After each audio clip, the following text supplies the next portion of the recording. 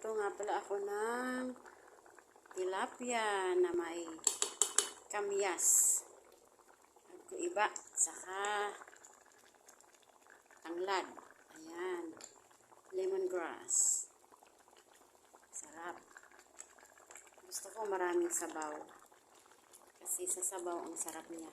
Para siyang pikidilyo din. Sarap siya. Pinuputol ko. Pinutol ko yung isda kasi malalaki siya.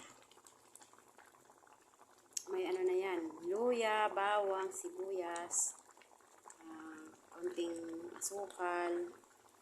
Kasi iba, maasim. Kailangan may konting asukal. Ayan, sarap yan. Luto na siya. Ready to eat. Yan ang ulam namin. Simpleng ulam. Masarap. Ito na. Thank you.